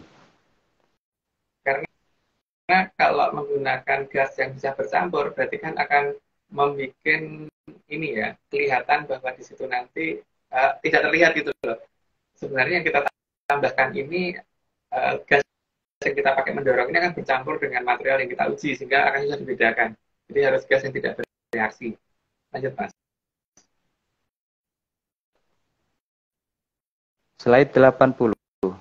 Material yang diuji juga harus dilarutkan dengan pelarut yang tidak mengubah struktur kimia dari polimer pembentuk tulang. Nah, itu mungkin nggak bisa dijelaskan lagi lah. Lanjut aja Mas. Slide ke-81. Timpa Malayu terpaksa melakukan ini semua untuk menghormati Sang Hyang Kawitan. Karena Sang Hyang Kawitan itu tidak pernah mengancam, maka kemudian daripada nanti Sang Hyang Kawitan dianggap seperti itu, maka dibelokkan saja bahwa kawitanmu itu. Itu dilakukan oleh Malayu. Lihat Mas. Slide 82. Karena Timpa Malayu sangat sadar bahwa ada zaman Kolobendu, di mana ajaran akan diambil oleh Bathara Jelek. Makanya sengaja dilakukan seperti itu karena seperti itu ya. Jadi yang memang kalau yang jelek tuh ya kayak gitu, terahnya itu gitu. Ini lanjut Mas. Slide 83. Selain itu, di peradaban Kolobendu ada keyakinan untuk tunduk pada ancaman dan memedi. Dan yang tunduk pada model makhluk yang tulangnya seperti itu gitu kan seharusnya. Makanya nggak dibikin tulang seperti itu karena ya kalau kamu percaya itu ya gitu. Lanjut Mas. Slide 84. Maka Timpa Malayu yang sangat menjunjung tinggi Sang Hyang Kawitan harus menciptakan batas peradaban dan batas asumsi, terutama asumsi kawitan atau asal-usul. Jadi jangan sampai Sang Hyang Kawitan itu ternodai oleh asumsi yang salah. Makanya asumsi yang salah itu harus dibelokkan kawitannya apa gitu. Ya sudah kalau kamu dia beranggapan seperti itu, ya kawitanmu ini aja, jangan yang ini, jangan sang yang mesti. Slide 85. Karena sifat memayu hayuning pawono dari sang yang kawitan tidak akan mengandung unsur memedi atau ancaman, maka perlu dibuat batas yang tegas antara siapa itu kawitannya siapa. Jadi ketika asumsi sang yang kawitan itu sudah berubah, maka sebaiknya dibikinkan kawitannya. Nah, kawitan KW harus dibikin. Karena mereka lebih percaya kawitan KW, ya kawitan KW dibikin supaya sang yang kawitan tidak ternoda dengan asumsi yang salah. Lanjut, Mas. Slide 86. Bagi tim Pamalayu yang berada di peradaban Salakabawono, maka bisa mengenal luasnya alam raya, dan sang yang kawitan itu bisa mereka lihat dan tahu tataran serta hierarki. Urutan, nanti tataran dan hierarki, jadi tidak asal apa itu harus sang yang kawitan gitu. Jadi kalau mau minta pertolongan kepada sang yang itu harus pada tataran yang tepat, bukan lebih tinggi atau lebih rendah. Sehingga harus tahu harus mendatangi siapa dan kemana. Lanjut, Mas. Slide 87. Karena dalam peradaban Kolobendu itu ada perbedaan hierarki. Dan urutan hierarki juga tidak sampai mengenal Nuswantoro karena hanya terbatas. Mereka hanya bisa melihat masa lalu. Karena untuk benda yang jauh, keterbatasan pandangan karena kemampuan hanya bisa melihat dari cahaya, dan cahaya butuh waktu kalau berjalan, makanya hanya bisa melihat masa lalu dari sesuatu yang di luar sana, sehingga tidak bisa melihat sebenarnya apa yang terjadi saat ini di sana gitu kan. Makanya ya, itu semua hilangnya hierarki di alam raya. Ayo, Mas. Slide 88. Maka agar cerita jadi lebih real, tim Pamalayu juga menyertakan jejak peralatan primitif agar masuk akal kalau manusia munyuk itu ada. Itu kalau kitanya nggak teliti ya. Kalau teliti akan ketahuan karena dari struktur tulangnya akan kelihatan sih. Dari saat kimia bentuk tulangnya akan kelihatan. Lanjut, Mas. Slide 89.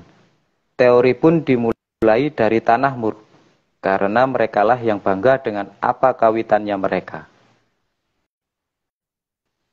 Ya karena mereka yang pertama kali mengatakan bahwa mereka dari apa gitu kan. Dan mereka bangga kalau mereka berminyak dan sampai bikin macam-macam gitu. Jadi ya nggak apa-apa, makanya ya memang disediakan kok tulang-tulangnya oleh Pamalayu supaya mereka akui, karena daripada salah beranggapan tentang sang yang kawitan. Lanjut, Mas. Slide 90. Cuma mereka tidak tahu kemana arah mereka itu. Dari apa menjadi apa, mereka juga tidak tahu. Ya. Kalau dikatakan manusia dari manusia kera dan manusia kera dari kera, maka seharusnya bentuk paling primitif yang punya duluan manusia keranya. Nah, karena tapi ternyata keranya nggak punah. Berarti kan kalau gitu bentuk pertama harusnya manusia keranya dong. Nah, masalahnya itu manusia kera menjadi manusia, atau manusia kera menjadi manusia terus akan menjadi kera gitu. Masalahnya itu akhirnya apa gitu. Yeah. Tapi awalnya jelas manusia kera, karena yang paling tinggi itu manusia keranya, yang hilang yang manusia keranya gitu. Lanjut, Mas. Bentar dulu, ini udah 90 ya, Arya. Aku tetap ini suara aku jelas nggak ya? Jelas. Oke. Tim dari aku bahwa saat ini Research Center tidak mengadakan kerjasama lagi dengan Akwan yang namanya Nogota Pak Angin atau Timir tadi, karena dia melakukan yang tidak pantas berupa ritual siraman terhadap perempuan. Lanjut, Arya. Enggak, sorry om, tadi aku ketawa gara-gara video yang aku cari sendiri gitu. Karena emang aku nggak ketawa kenapa ya, mungkin emang udah instingnya mereka. Kalau di tanah Murup itu dia kalau bikin bikin lucu-lucuan tuh pasti itu. Jadi reject humanity, I want to become monkey gitu. Katanya gitu. Mereka itu seperti itu gitu dan bangga gitu dengan dengan kata-kata itu gitu loh. Jadi ya lucu aja sih. Oke. Kita jadi ini disclaimer dari Jogja. Disclaimer dari Jogja. Nah, ya, Jogja. Enggak mau nyebut Jogja. Ya Jogja. Jogja. Oke. Kuping. Maaf.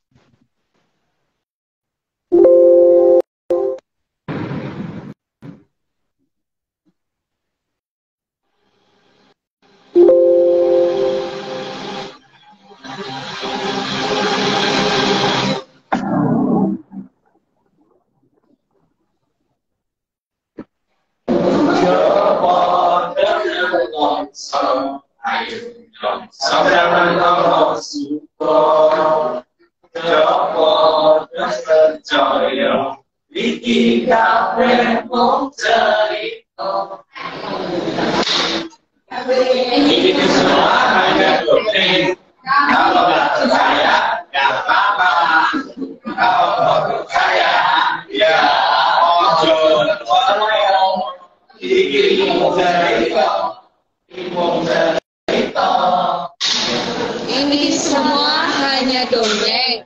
Kalau nggak percaya, nggak apa-apa.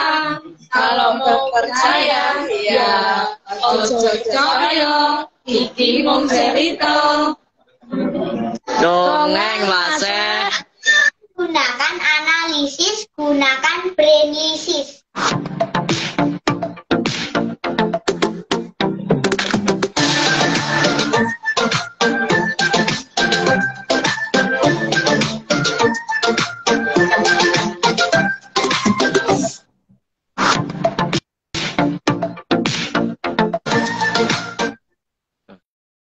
Oke. Tadi aku udah panik Om karena dia nyebutnya ini ternyata dibalik.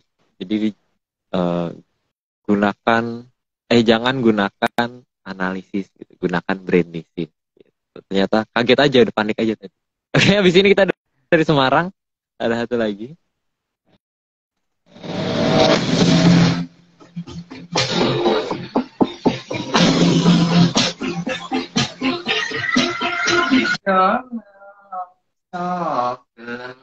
Gelem kalau subuh ojo nganti lali eling marang Gusti. Semua ini hanya dongeng. Kalau nggak percaya itu sudah biasa. Tapi kalau mau percaya ya jangan.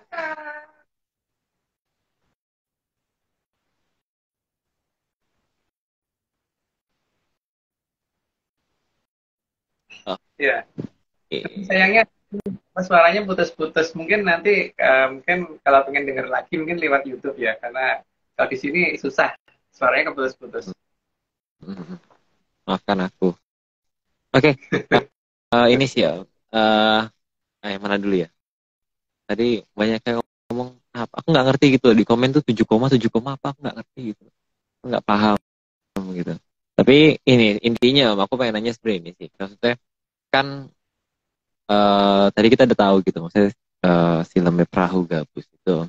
Nah itu kalau misalnya nanti gitu ke depannya itu kira-kira siapa ya maksudnya yang akan menjadi saksi pertama gitu, apakah dari kita, apakah dari malah ada menyanners atau gimana gitu?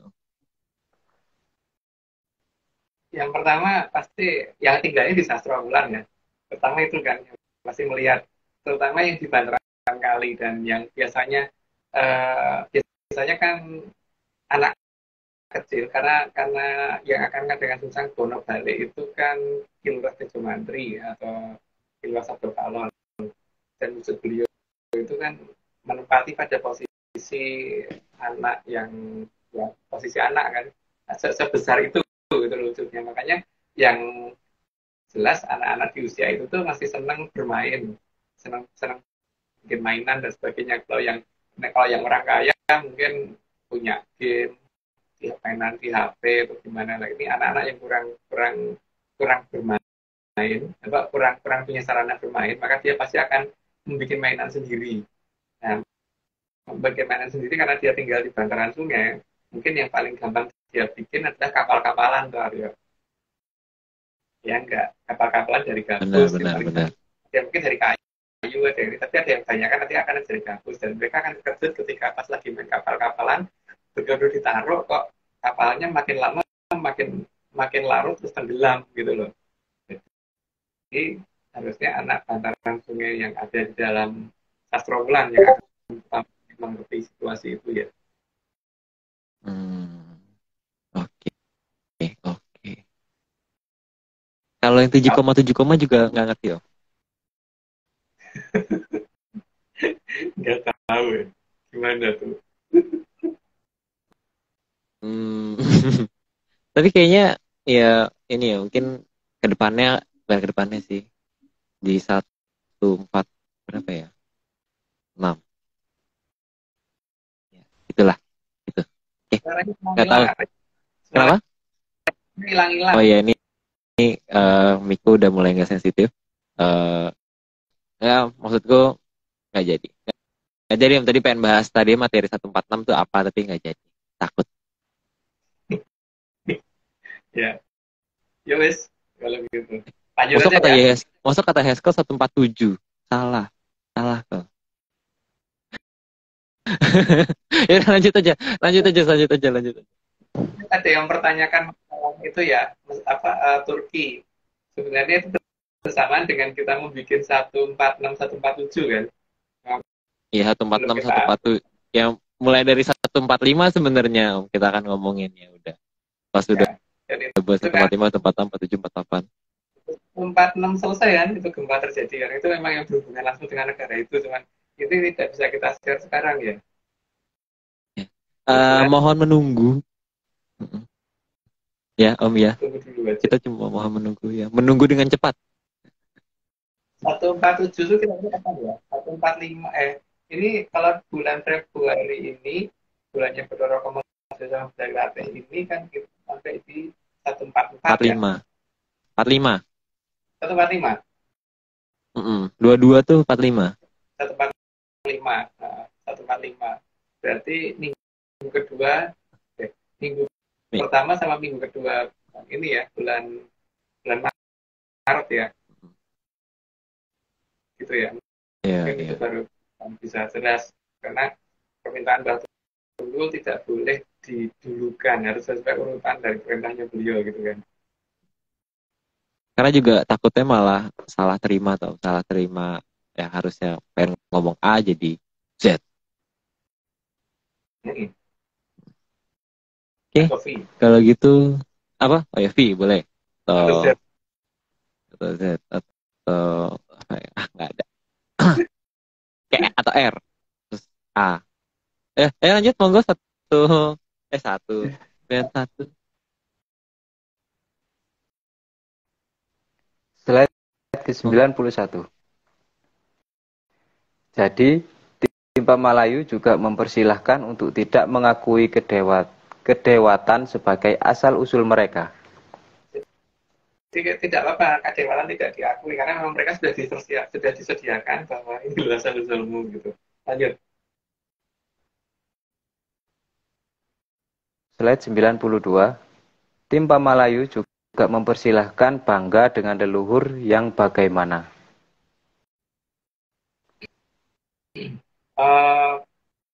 Ada WA masuk sampai kaget aku. Jadi terserah sih mau bangga dengan yang mana nggak apa-apa. Jadi yang penting ini apa namanya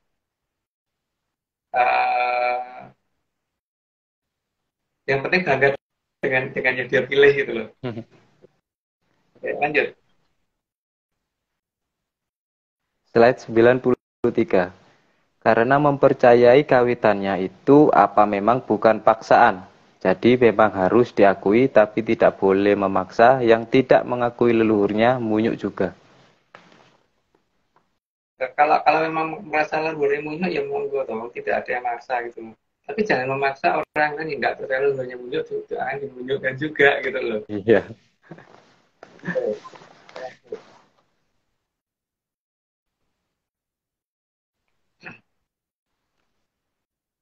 Slide Lanjut, Mas. ke 90. Ya. Slide ke 94. Sang Hyang Batara Wisnu sudah sangat sadar bahwa ada zaman yang dinamakan Kala Bendu, di mana beliau tidak akan dianggap leluhur lagi. Makanya supaya tidak tercemarnya nama Sang Hyang Kawitan, perlu ada pembelokan ke arah tadi gitu loh, tulang-tulang tadi itu gitu. Lanjut, Mas. Slide 95. Zaman itu adalah zaman di mana manusia kehilangan orientasi arah atas, tapi paham arah bawah. Zaman di mana orang kalau menuju ke atas beda semua arahnya, tapi kalau menuju ke bawah semuanya menuju ke titik yang sama. Lanjut, Mas. Slide ke 96. Maka Moho Prabu Banjaransari sebagai titisan Sang Hyang Batara Wisnu membuat urutan dan daftar yang harus dipamalayu dari generasi ke generasi sampai ke zaman Panembahan Banguntapan. Jadi Pamalayu itu tidak cuma satu generasi ya, itu sampai Panembahan Banguntapan. Jadi sangat urut dan memang sangat teliti sekali, sangat detail sekali sehingga orang sampai tidak paham bahwa itu adalah hasil karya Pamalayu. Maka tidak ada ceritanya Pamalayu menaklukkan wilayah. Lanjut, Mas. Slide 97. Jadi, Pamalayu bukan dilakukan oleh 1 sampai 5 generasi saja. Ya, karena lebih dari itu, kalau cuma sampai 5 generasi kan berarti hanya akan sampai ke Mahaprabu Damarwulan atau Brawijaya V. Kan masih ada yang 6, 7, 8 baru Majapahitnya itu ada itu gitu. Ditambah dengan Pajang dan Kerajaan Matagu. Gitu. Lanjut. Slide 98. Dan sekali lagi perlu ditegaskan bahwa Pamalayu bukan ekspansi atau penaklukan, tapi penyembunyian dan pembuatan situs decoy. Ya, itu yang dilakukan oleh Pamalayu ya, dan semoga mengerti sedikit lah dari apa yang kita buka di sini, dan untuk membuktikan bahwa itu decoy atau tidak, untuk tulang-tulang dengan cara tadi ya. Lanjut, Mas. Slide 99. Itulah sebabnya di pewayangan Sang Hyang Batara Wisnu digambarkan hitam, karena beliau yang memerintahkan Pamalayu. Ya, karena yang menggelapkan situasi kan, yang mengkaburkan keadaan supaya Sang Hyang Kawitan tetap terhormat tempatnya. Lanjut, Mas. Membuat zaman kegelapan gitu betul. Ya, menggelapkan karena supaya supaya membatasi supaya tidak mengarahkan bahwa Sang Hyang Besti itu atau Sang Hyang Kawitan itu memedi gitu loh. Memutus di situ, memutus rantai itu sih yang dimaksud. Lanjut, Mas. Slide 100. Sehingga setelah Pamalayu, tuntunan hanya ada dari balik layar dan berupa bayangan, maka dinamakan wayang. Dan wayang itu harusnya ngelihatnya dari bayangannya ya, bukan dari dalangnya, dengan dalangnya, tapi dari bayangannya, dan bayangan itu pasti hitam. Lanjut, Mas. Slide 101. Meskipun saat ini banyak yang sudah tidak pakem, tapi terkadang leluhur masih mau memberi tuntunan. Cuman ya, kemudian orang jadi bingung kira-kira tuntunannya dari sebelah mana, karena sudah hilang pakemnya. Kalau pakemnya masih terjaga kan kita tahu persis di adegan apa biasanya ada tuntunan. Sekarang kan nggak ketahuan karena pakemnya sudah hilang. Lanjut, Mas. Slide 102. Jadi batas terungkapnya Pamalayu akan menjadi lebih jelas ketika Mahapatih Maudara keluar dari pertapaan Madakaripura di belakang Grojogan Sewu.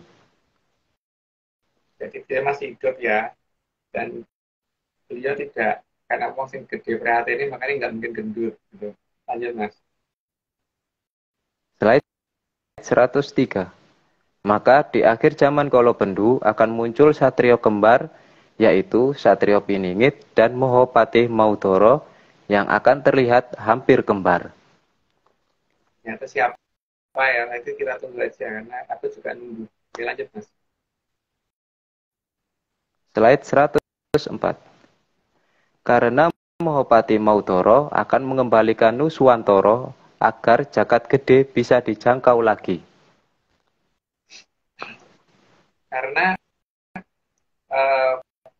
batasan waktunya akan beliau hilangin satu persatu sehingga orang bisa melihat masa kini di tempat yang kejauhan. Lanjut Mas. Slide 105. Sementara tugas Satrio Piningit membenahi yang ada di Arjopodo. Yang di Arjopodo juga harus dibenahi. Jadi memang ada dua yang bekerja, yang satu yang di luar sana, yang di atas sana, yang satu yang membenahi yang di dalam sini. Gitu. Lanjut Mas. Slide 106. Sesuai Jongko, seharusnya awal muncul Satrio Kembar akan muncul di Sasi Palguno. Itu ada lagunya. Band apa ya? Band apa? Ayo. Hari reboisasi. Januari. Ya pokoknya aku nggak tahu, pokoknya di hari itu ada hari ini karena emang akan banyak pupuk yang banyak. Jadi akan menjadi hari reboisasi. Hari Oke. Terus lanjut Mas. Lanjut terakhir. Slide 107. Sampun celak jongkonipun jumudulipun Sang Maudoro. Kang ngarso nyawijiaken Nuswantoro. Kagem nyurung Sang Piningit kang ngarso ngepal Kang Sami Wiguna ngagem jaya kawijayanipun Sang Angin-angin tumuju kamulyaning Tribuwana. Ya itu artinya sudah disampaikan gitu. Jadi disclaimer hari ini udah selesai berarti ya, disclaimer dari saya tambahan yang itu tadi ya, bahwa Atlantis Research Center tidak bekerja sama lagi dengan akun Nahdlatul Angin atau tim yang tadi karena dia mengadakan ritual yang tidak pantas berupa ritual siraman terhadap perempuan. Lanjut lanjut. Nggak ada lagi dilanjut. Oke, ini aku sebenarnya ada satu disclaimer lagi. Mungkin tapi ini buat kita save buat minggu depan karena aku belum edit suaranya. Jadi mungkin suaranya nggak begitu dengar. Tapi play aja kali ya Om ya. Om Agung, Mas Agung. Ya. Di play aja ya. Tapi suaranya sudah.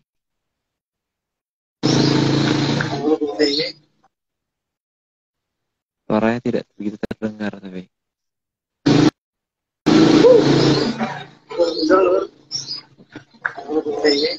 Pak, belum. Ini setelah nonton Atlantis series 105. Pasti kan pemilihannya dia. Janur ini pasti ngerti. Tapi kan untungnya toh. Tapi dalam saya ngumpul. Tapi nek bisa ya. Ya ojo. Saestu ojo.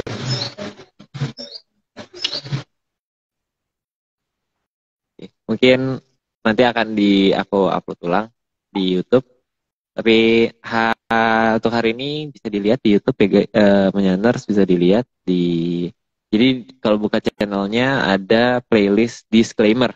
Ada playlist disclaimer itu full 34 plus 1 disclaimer yang pernah kita buat dan pernah dibuat oleh Menyaners. Jadi sekali lagi kita terima kasih ya Om ya tentunya ya buat Menyaners.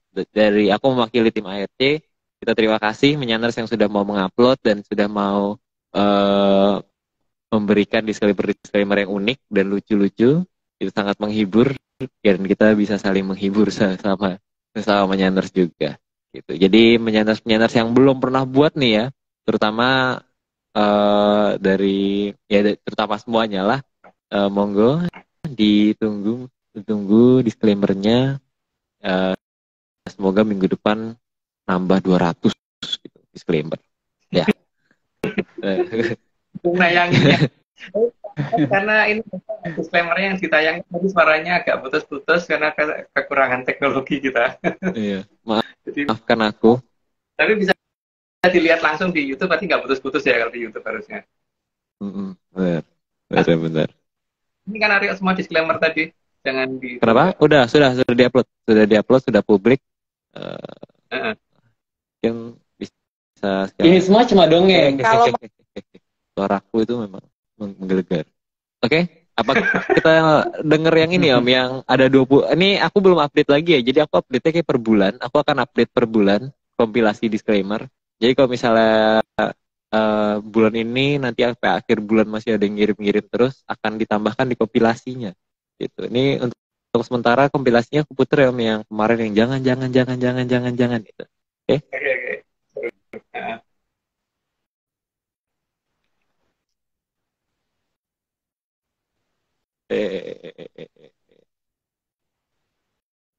Ini aja lah. Ini semua cuma dongeng. kalau mau nggak percaya ya nggak apa-apa. Tapi kalau percaya, ya Jangan. Ojo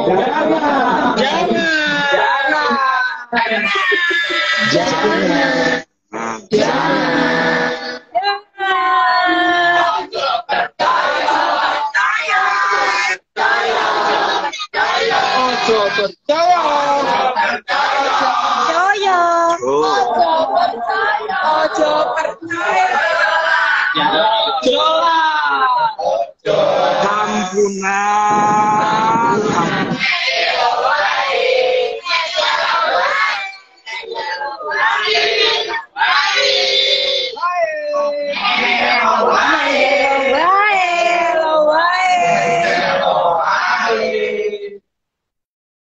Ingat, gunakan Brandlisis. Bukan analisis mambu mah.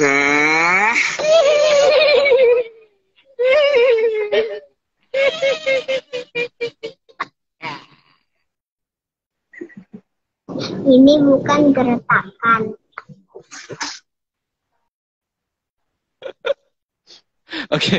Oke. Ini kenapa? Jadi ditunggu menyanners 200.000 disclaimer lagi yang akan dibuat ke depannya. Semoga masih bisa semoga minggu depan bisa dilihat ke 200.000-nya itu. Oke, kalau gitu kita disclaimer akhir ya Om ya. Tim Athletics Center tidak pernah menjual jasa untuk berkomunikasi ataupun bertemu dengan leluhur dalam bentuk ritual apapun. Waspada terhadap oknum yang mengatasnamakan tim ARC karena ritual resmi hanya dilakukan oleh Mas Agung Bimo, Mbak Vicky Ananda, dan saya sendiri. Untuk informasi resmi, silakan hubungi via DM IG @VickyAnandaReal karena beliau akan siap selama 25 jam dalam sehari, 8 hari dalam seminggu, 5 minggu dalam sebulan, 13 bulan dalam setahun, 1101 tahun dalam 1 abad, dan sekitar dan lanjutnya gitu. Oke. Jadi monggo di DM kalau misalnya pertanyaannya tidak dijawab hari ini, mungkin akan dijawab di zaman berikutnya. Oke. Kalau gitu aduh nih, tapi Om aku tuh masih penasaran karena tadi Mas Irfan tuh nggak bersuara. Bersuaranya cuma kalau baca. Gimana Mas? Mas Irfan kan jadi narator Mas. Iya. Nggak ikut komen gitu loh. Bukan komentator Mas. Oh, bukan komentator. Benar sih, benar. Ditunggu nih. Kita mungkin kita akan nggak jadi deh. Kita akan kemana? Kita akan ke sana mungkin kayaknya. Gitu. Kalau gitu sudah. Oh, kita sudahi ya. Oke. Kita sudahi. Kalau gitu tentunya terima kasih sebesar-besarnya kepada Kitunggul Jati Jaya Mongrogo yang telah menyediakan data dan menjadi pamong bagi Atlantis Center. Maka sekian Atlantis Series pada hari ini. Saksikan series berikutnya di hari yang sama, di jam yang sama. Hari Rabu, pukul 9 malam waktu Indonesia Barat. Saya Aryo Lopez, ada Mas Agung dan ada Mas Irfan.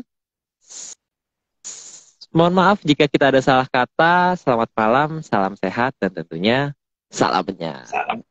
Dadah semua.